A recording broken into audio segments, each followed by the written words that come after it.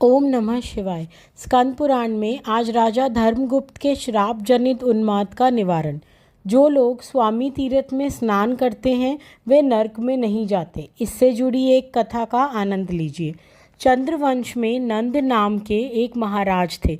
उनका एक पुत्र हुआ जिनका नाम धर्मगुप्त था। नंद राज्य का भार धर्मगुप्त को सौंप तपोवन में तपस्या के लिए वे चले गए।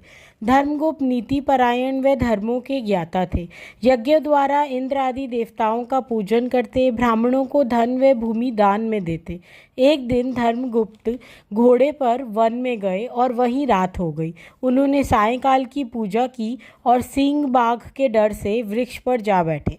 वृक्ष के पास एक रीछ आया जो सिंह के डर से पीड़ित था। वे भी वृक्ष पर चढ़ गया। वहां उसने धर्मगुप्त को बैठे देखा। वह वृक्ष के नीचे सिंह के होने की बात बताई। वह कहा, आप आधी रात तक निर्भय होकर नींद लो, मैं तुम्हारी रक्षा करता हूँ। उसके बाद जब मैं सो जाऊँ तो शेष आधी रात तुम मेरी रक्षा करना।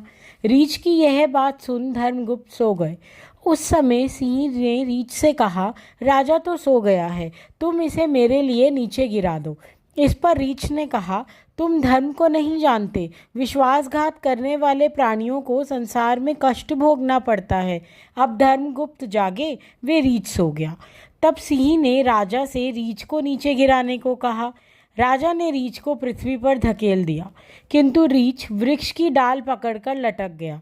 पुण्यवश वे वृक्ष से नीचे नहीं गिरा और क्रोधपूर्वक बोला, मैं ध्यान काष्ठ मुनि हूँ। वह इच्छा अनुसार मैंने रीछ का वेश धारण किया था। वह राजा को शीघ्र पागल हो जाने का श्राप दिया। सिंह को बताया कि वह सिंह नहीं, कुबेर के मंत्री महायक्ष हैं। गौतम मुनि के श्राप से वह सिंह बन गए थे। अब श्राप मुक्त हो सिंह का रूप त्याग कर यक्ष का शरीर धारण कर अकालपुरी को चले गए।